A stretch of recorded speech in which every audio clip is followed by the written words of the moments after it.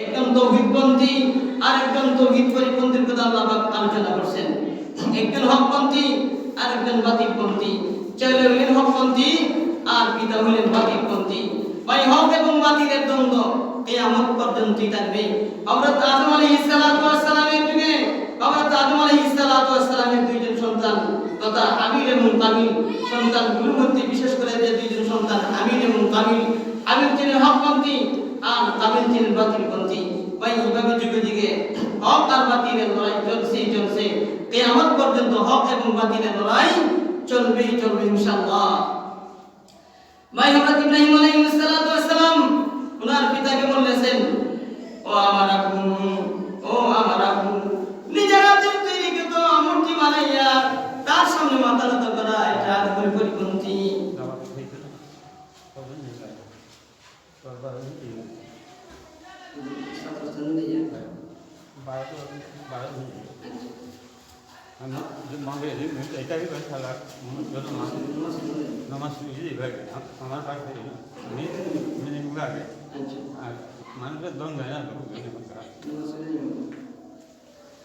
আমরা ইব্রাহিম আলাইহিস সালাতু ওয়াস সালাম বললেন, ও আমার আব্বু, যে জিনিস তোমরা নিজের হাত দিয়ে বানাও, নিজের হাত দিয়ে বানাইয়া নিজের হাতে বানাইয়া মাটির তৈরিকৃত জিনিসের পূজা করো, তার সামনে মাথা নত করো, সেটা মুকামি ছাড়া কিছু নাই। ও আমার আব্বু, এটা হলো মুকামি, এটা হলো নির্বোধের কাজ ছাড়া কিছু নিতে পারে না। মাবুদ তো তিনি হইবেন, এই মাবুদ দিয়ে মানুষকে সৃষ্টি করবেন। আর তোমাদের মাবুদ এমন যে মাবুদকে তোমরা নিজের হাত দিয়া তার দেহ অঙ্গ প্রত্যঙ্গ তৈরি করতে হয়, সে অন্যের মুখাপেক্ষী। অথচ তিনি একমাত্র মালিক, যিনি আল্লাহ পাক রব্বুল আলামিন, এর কাছে সারা সৃষ্টি জগৎ তার মুখাপেক্ষী। এই আল্লাহ পাক রব্বুল আলামিন আসমান সৃষ্টি করেছেন, জমিন সৃষ্টি করেছেন, যে আল্লাহ পাক রব্বুল আলামিন সব কিছু যে আল্লাহ সৃষ্টি করেছেন, যে আল্লাহ আমাকে সৃষ্টি করেছেন। ও আমার আব্বু, যে আল্লাহ তোমাকে সৃষ্টি করেছেন তিনি হলেন একমাত্র রব, তিনি ছাড়া কেউ হইতে পারে না, তিনি ছাড়া কোনো মালিক হইতে পারে না। কাজে ও আমার আব্বু, কৃত্রিম খোদার ইবাদত করিও না। এটা হলো নকল, এটা হলো মানওয়ান, এটা হলো মূর্খতা, এটা হলো গুমরাহি, এটা হলো পথভ্রষ্টতার পথ। কাজে পথভ্রষ্ট চালিয়ে দাও, হেদায়েতের পথে চলে আসো। পথভ্রষ্ট ছেড়ে দাও, হেদায়েতের পথে চলে আসো। এক আল্লাহর গোলামি করো, তাহলে দুনিয়া এবং আখিরাতে তোমাদের শান্তি হবে ইনশাআল্লাহ। ওয়া ইন ক্বালা ইব্রাহিম লিআবি আযারা তাত্তাখিযু আসনামান আলিহা। আল্লাহ বলেন, স্মরণ করো ও আমার হাবিব, ও আমার বিশ্বনবী সাল্লাল্লাহু আলাইহি সাল্লাম, যখন আমার নবী খলিলুল্লাহ ইব্রাহিম আলাইহিস সালাতু ওয়াস সালাম তার পিতাকে বলেছিলেন, ও আমার আব্বু, আপনি কি মূর্তিগুলোকে উপাস্য গ্রহণ করেন? এই মূর্তিগুলো নিজের হাতে বানাইয়া, নিজের হাতে দেহ দিয়া সম্পূর্ণ দিয়া তাকে বানাইয়া তার সামনে সারা কিনাত কোটিকে নত করা, মাথাকে নত করা, এটা অবশ্যই মুকামি ছাড়া আর কিছুই হইতে পারে না। এটা মুকামি ছাড়া আর কিছু হইতে পারে না। ইন্নী আরাকা ওয়া কওমাকা ফী যালালিম মুবিন। ও আমার আব্বু, অবশ্যই আমি দেখতেছি আপনাকে এবং আপনার সন্তানদেরকে স্পষ্ট গুমরাহির মধ্যে, স্পষ্ট প্রকাশ্য পথভ্রষ্টতায় আমি দেখছি। কারণ ও আমার আব্বু, আপনি যেমন ভাবে পথভ্রষ্ট, আপনার স্বজাতির পথভ্রষ্ট। একমাত্র এক আল্লাহ, যে আল্লাহ সৃষ্টি করেছেন, সে আল্লাহর গোলামি করো, সে আল্লাহর সামনে মাথা নত করো, তিনি ছাড়া অন্য কারোর সামনে মাথা নত করা যায় না।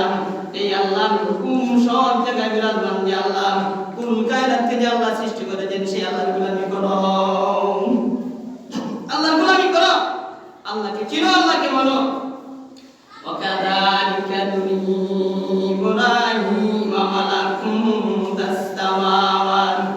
মালাকুতাস সামাওয়াতি ওয়াল আরদি ওয়ালিয়াকুনা মিনাল মুকিনিন। এরপর আল্লাহ বলেন, আমার নবী ইব্রাহিম আলাইহিস সালাতু ওয়াস সালামকে আমি আল্লাহ আসমান এবং জমিনের পরিচালনা ব্যবস্থা আমি আল্লাহ দেখাইলাম, যাতে সে নিশ্চিত বিশ্বাস স্থাপনকারী দরুদ হইয়া যায়। আল্লাহ বলেন, আসমান এবং জমিনের পরিচালনা ব্যবস্থা সম্পর্কে আল্লাহ ইব্রাহিম নবীকে দেখাইলেন। এই আয়াতের ব্যাখ্যাতে লেখেন, আল্লাহ নবী ইব্রাহিম আলাইহিস সালাতু ওয়াস সালামকে একটি পাথরের উপর দাঁড় করানো হয়। এরপর আল্লাহ নবী ইব্রাহিম আলাইহিস সালাতু ওয়াস মামলুকাত আছে, আসমানের যত আবরণ আছে, জমিনের যত আবরণ আছে, সব আবরণ খুলিয়া দেওয়া হয়। বলে ইব্রাহিম আলাইহিস সালাম আল্লাহ আসমান আল্লাহ জমিন সব কিছু দেখিয়া তিনি বিশ্বাস স্থাপন করলেন যে একমাত্র আল্লাহ, আল্লাহ ছাড়া এই বিশাল সৃষ্টি জগৎ কেউ সৃষ্টি করতে পারে না। সুবহানাল্লাহ, সুবহানাল্লাহ, আরো জোরে সুবহানাল্লাহ। وكذلك نري إبراهيم ملكوت السماوات والأرض وليكون من الموقنين। ইব্রাহিম আলাইহিস সালামকে আল্লাহ যখন আসমানের যখন আল্লাহর কুদরতি মামলুকাতের বিষয় দেখাইলেন, জমিনের কুদরতি মামলুকাত বিষয় যখন ইব্রাহিম আলাইহিস সালামকে আল্লাহ দেখাইলেন, দেখানোর পরে ইব্রাহিম আলাইহিস সালাম নিশ্চিতভাবে তিনি বিশ্বাস করলেন যে অবশ্যই আল্লাহ আসমান সৃষ্টি করেছেন, জমিন সৃষ্টি করেছেন। আল্লাহ কুল কায়নাতে আল্লাহ বলিত অসংখ্য আল্লাহ তার কুদরতি মামলুকাত আল্লাহ সৃষ্টি করেছেন। এরপরে ইব্রাহিম আলাইহিস সালাম ইয়াতের ব্যাখ্যাতে লেখেন ফালাম্মা জান্না আলাইহিল লাইলু রাআ কাওকাবাম ক্বালা হাযা রাব্বি ফালাম্মা ফালা ক্বালা লা উহিব্বুল আফিলিন। ইয়াতের ব্যাখ্যা লেখেন আল্লাহ নবী ইব্রাহিম আলাইহিস সালাম যেই বছর জন্মগ্রহণ করেন সেই বছর নমরুদে স্বপ্ন দেখলেন কেউ বলে নমরুদের স্বপ্ন দিকে দেখলো একটি নমরুদ স্বপ্ন দিকে একটি তারকা দেখলো, তারকারে তিন দুটি এত প্রমাণ যে পরে সূর্যের আলোকে সে নিস্তেজ করে বলল, চন্দ্রের আলোকে সে নিস্তেজ করে বলল, বলে নমরুদে বলল ও আমার বলে কেন, ও আমার আসলে বলে কেন, আবার বলল আমি একটি তারকা দেখলাম, যে তারকা জ্যোতি মনে অনেক উজ্জ্বল, এই তারকা জ্যোতি সূর্যের আলোকে নিস্তেজ করে ফেলেছে, চন্দ্রের আলোকে নিস্তেজ করে ফেলেছে, বলে ও আমার বলে কেন, বলো এই শব্দের তাবির তোমরা বলিয়া দাও।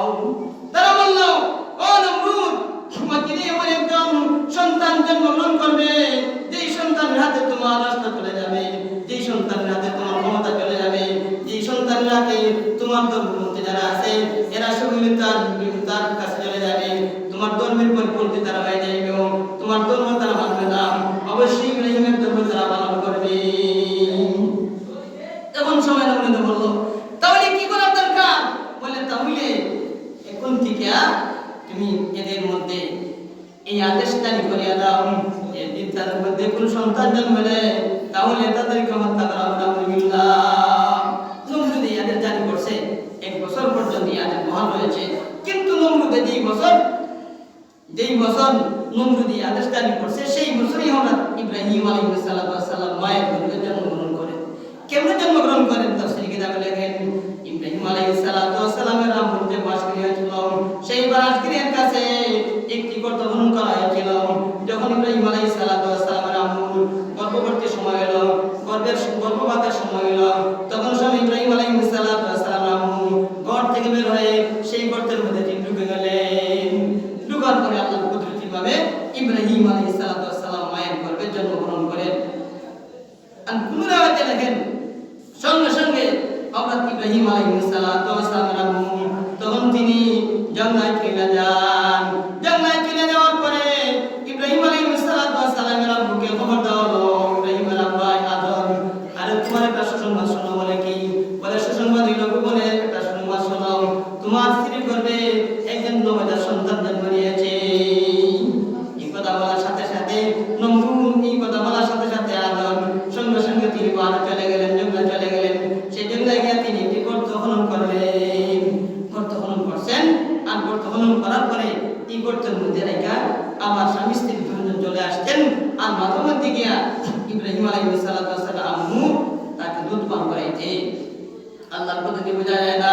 বলে আল্লাহ পাক রব্বুল আলামিন আস্তিকবাদীদেরকে কিভাবে আল্লাহ লালন পালন করেন তাফসীর কিতাবে লেখেন আল্লাহ নবী ইব্রাহিম আলাইহিস সালাম আম্মু যখন ইব্রাহিম নবীকে দুধ পান করার জন্য গেলেন, গিয়া দেখলেন ইব্রাহিম নবীর এক আঙ্গুলে পানি, এক আঙ্গুলে মধু, এক আঙ্গুলে ঘি, এক আঙ্গুলে খেজুরের টুকরা, এইভাবে 5টি আঙ্গুলে 5টি নিয়ামত রয়েছে।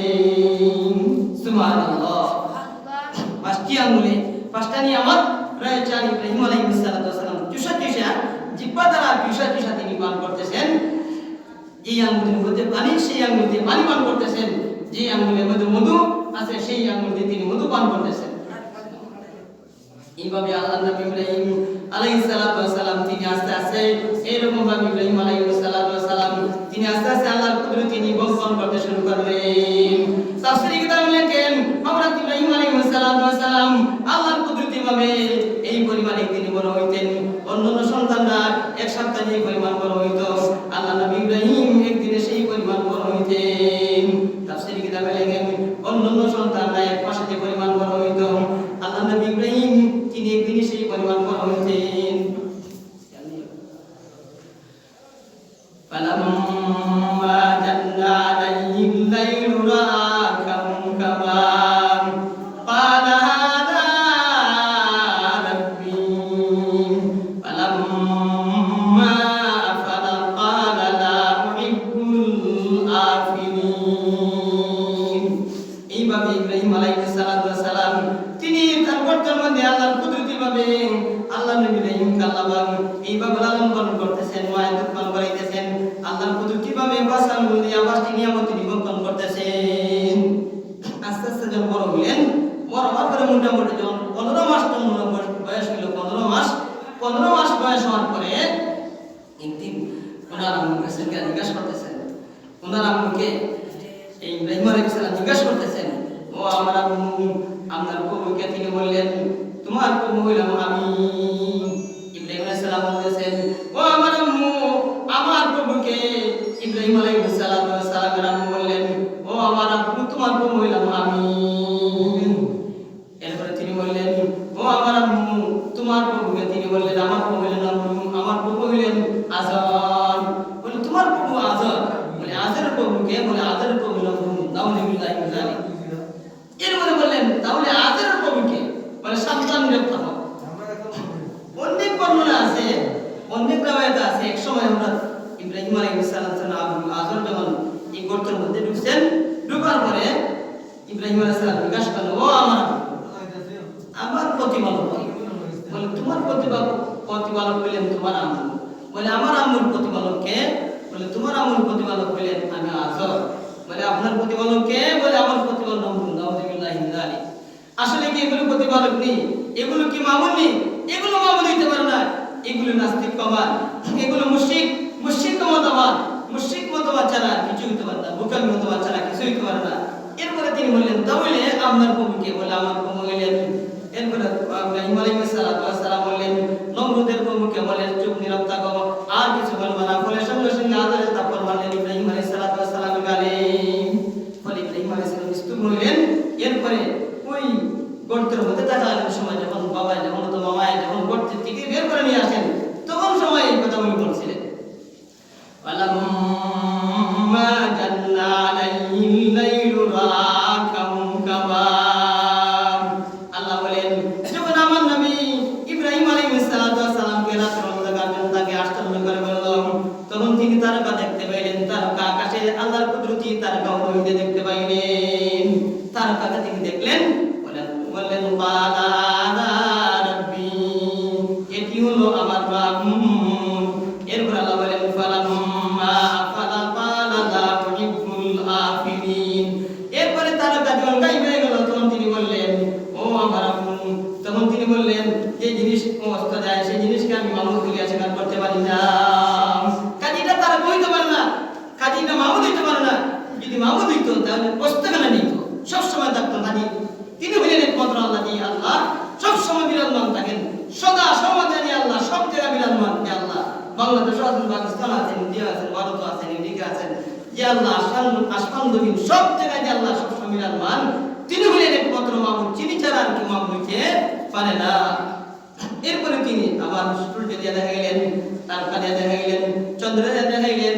এরপরে দেখা গেল এগুলো সমস্ত বসতে গেল। তিনি বললেন যে যিনি অস্ত যায় সেই জিনিসকে আমি মামুদ বলে গণ্য করি না, সেটা মামুদ দিতে পারে না। আমার মামুদ তিনি যে আল্লাহ পাক রব্বুল আলামিন আসমান জমিন সৃষ্টি করেছেন, যে আল্লাহ পাক সৃষ্টি করেছেন। এই আমার আম্মু এখন বলা আছে তোমরাই চাও মূর্তি মেজে ছেড়ে দাও, আল্লাহ গোলামি করো, তাহলে তোমার ইজ্জত এবং পরাজয় ধন্য হবে। অকার বাতিলের লড়াই এইভাবে শুরু হয়েছে। ইব্রাহিম আলাইহিস সালাম দাওয়া শুরু হলো আল্লাহ পাক রব্বুল আলামিন আমাদের সকলকে সংক্ষিপ্ত আলোচনা শোনার বুঝার আমল করুন। আখির দাওয়ানা আলহামদুলিল্লাহি রাব্বিল আলামিন। এখন আমাদের সামনে আমাদের জামিয়া মাদানিয়া মালিক আমাদের সালাম আমাদের সঙ্গে অনেক গুরুত্বপূর্ণ আলোচনা করবেন, অনেক বিষয় নিয়ে আলোচনা